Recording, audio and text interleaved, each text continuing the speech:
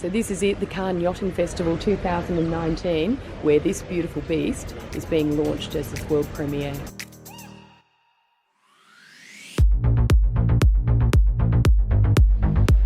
Welcome to the Fountaine Pajot new 45, better known as the Elba, and she's going to be the new Let's Dance. Let's have a look inside. Woohoo! Let's go.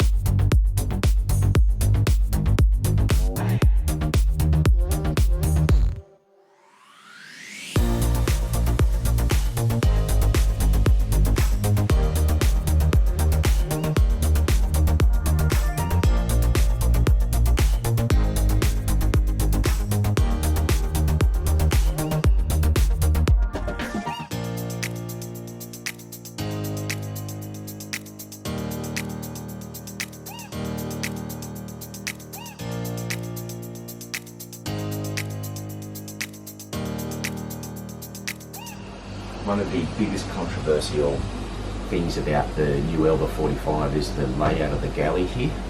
When we first saw the pictures of it, we fell in love with it straight away. But a lot of people didn't like the fact that they've now got no nav station that's over there, you can't sit down. But when you're here and you see it, for us, it just works. This space is amazing. And one of the things I was concerned about when I first saw the pictures of the Elba 45 was these white countertops, because I thought the whole thing felt a bit cool. But when you walk in here, it actually feels extremely warm. These countertops are a matte finish, lovely surface, and they've warmed up the colour of the timber tone, and the whole place has a beautiful warmth about it, so that makes me happy. The space in here is ridiculous. It is. Apparently they've got 11% more volume in the cockpit and saloon than they had in the Helia. It's like, I don't know how they do it, but they've done it. Dave, I love this. This opens 50% wider than the Helia as well. So it brings the outdoors in even more. Yeah. So that's where our microwave's going to go, babe. Yep. So microwave here. Lovely big pots and pans. Pots and pans, yeah. Look at this. Knives and forks. Here.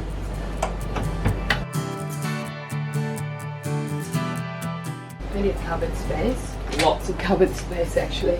I don't know what we're going to put in all these cupboards, but we'll find something. Freezer is down here. Same as the freezer that we had. Same as our previous one. Yeah. More cupboards. Actually, what they have changed is the stove. It's a much more high-end looking stove. Yeah, very nice. And also they've changed the oven. So they've gone away from the Eno brand to this, so we can let you know how the air lux goes. You'll be able to cook up a storm in here though? Oh yeah, I'm looking forward to it. Look at my galley.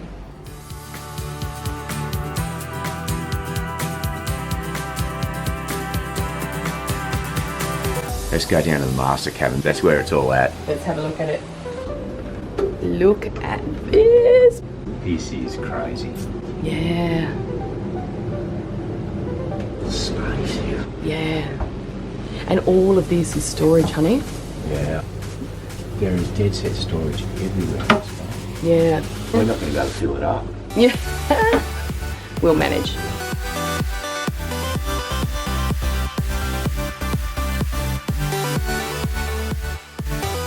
They've put in a full-length mirror. That's great.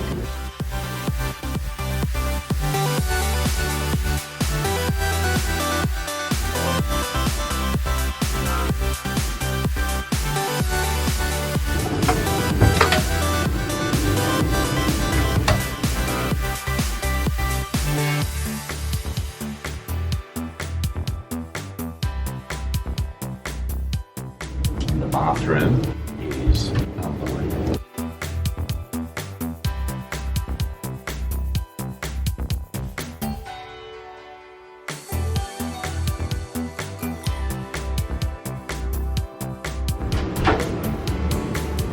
Separate toilet again, which is always nice to have.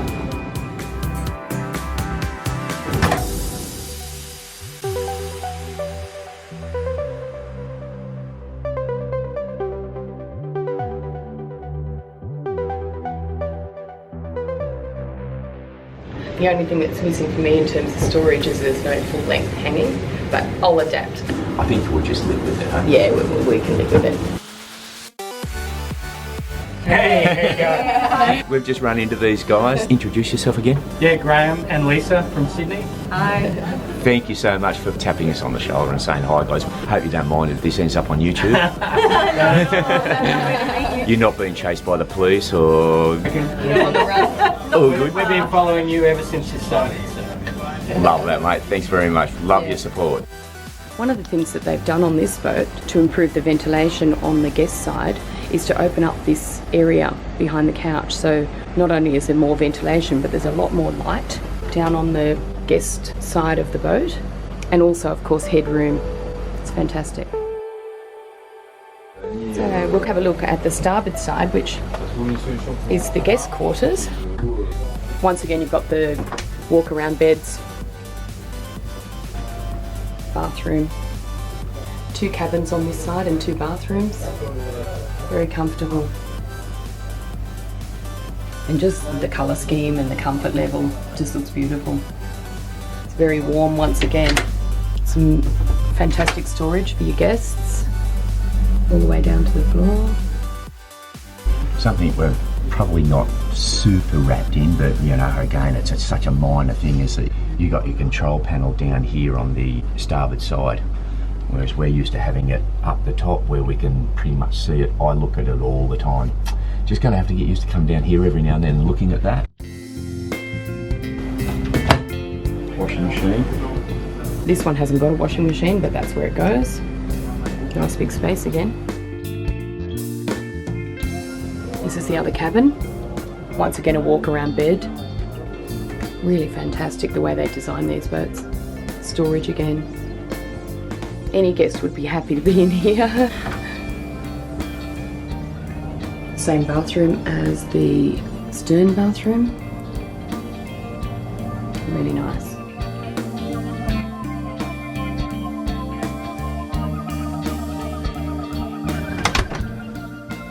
Let's go upstairs.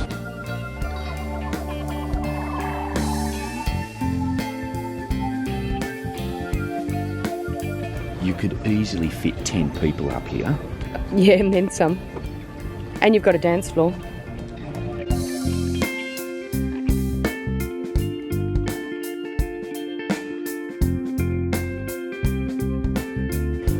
You look very comfy. I think you're sitting in Peter's seat. No, I'm good. Nice seat now. All right, take me to the helm, skipper. Okay, so here we are in the office. This is where we'll control everything from, and look, it's a beautiful layout. You've got really good access to your autopilot. Previously we had to work the autopilot in and around here. You've got a great view of all of your navigational stuff. It comes with a cup holder, it comes with a couple actually, but again, it just feels good. And from here, I can see through my points, starboard side. The only thing I can't see from here is my port side rear. But if I'm reversing, I'll be reversing from here, and straight away I've got good view of my port side rear. Still seeing my starboard side rear. A quick flick over my shoulder. Look, perfect location, I reckon. And they've separated the winches. You get a couple of handles in here. We'll have one electric winch, but still you could operate 2 of these winches at the same time. There's plenty of space between them.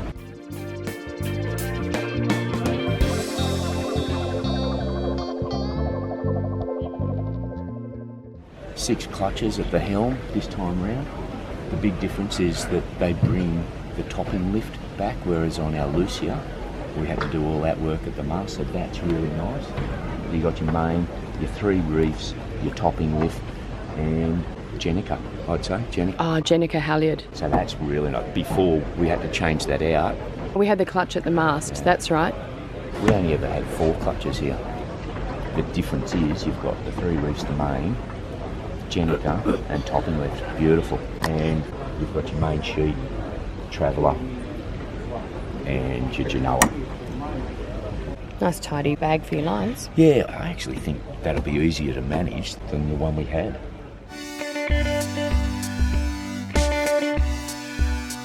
What do we got out here?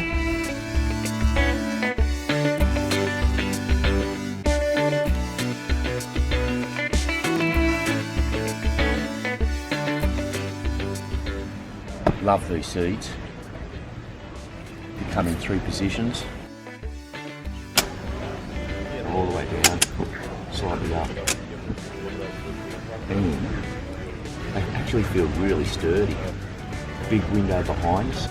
We haven't felt the effect of it just yet, but I can just imagine when you're pointing into the wind that you'll get really good flow through. The ventilation's going to be fantastic. I won't open it, but you've got a huge anchor bay this side, and you've got generator and water maker and more storage down this side. I haven't got time to open it right now, but trust me, it's huge.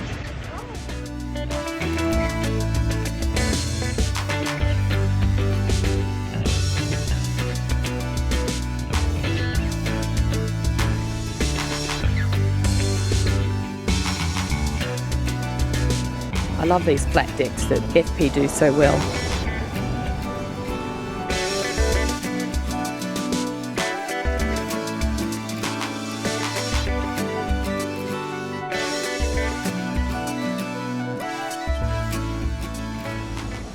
Docking station here for your iPad, and I've noticed that they've got 2 USB ports.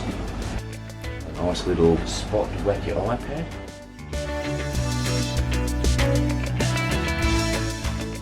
I'm stoked. Yeah. She's a great boat. It's beautiful. Yeah. It's the right balance for me between comfort and the performance. There's a few people about to step on board, so we're just going to wrap up. The standard engines comes with twin 50s, and the option is twin 60s. So we might just give a quick look at the engine bay on the way out, but we're very happy with this boat. Yeah. Cheers. Thank you. Thank you. Merci beaucoup.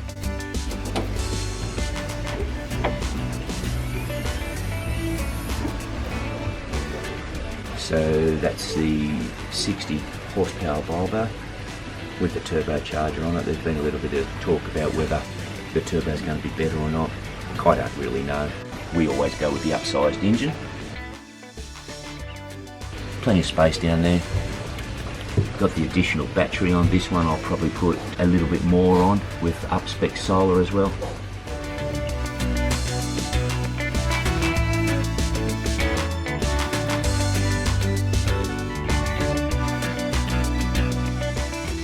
There's 400 watts of solar panels up there that come as standard, but that's obviously not enough for us to live aboard. Yeah, we've been living aboard now for over 3 years, and we know that 400 watts is just not enough for what we need. So we're not going to take the factory fitted solar package. We've measured it up, and we're going to put 3 by 360s, or maybe even 3 by 400 watts. There's just enough space up there. We might have a little bit of overhang at the back. I can live with that, so long as we haven't got a massive big metre out the back. How many millimetres of overhang are you talking? Maybe 6 inches, something like that. And you're talking about mounting it onto this side of the Traveller? Yeah, I'm going to sit it right on top of the Traveller so we use up maximum space. Probably where you'll notice most of it is in the corners. So we're going to build a platform here and lift our panels up to about this height, just above the pilot light there. We're going to bring it all the way into this side of the Traveller. We'll probably overhang to about here at the back. Which would be about 200 millimetres? Something like that, yeah. We'll be somewhere between 1,080 and 1,200 watts of solar on the back, and that's plenty for us. And in terms of changing the profile of the boat, that 200 millimetres of overhang is not going to make much difference. What you're proposing doesn't involve any structures down the bottom. No. It'll be... Little post here. Yeah. Little post here. Stainless steel posts. Stainless steel frame, and it'll look like that. It'll just sit up here. It'll come all the way out to here. Yeah, too easy. That sounds good. So that's it, guys. That's a quick walkthrough of the new Elba 45. We're going to be very happy with this boat. I have absolutely no doubt of that. She's a beauty. The only thing is now we've got to wait until June 2020 to pick ours up. We're hull number 39. We've only just found that out at this show. Yeah. Stay tuned. We've got plenty more stuff to come. All right. Bye.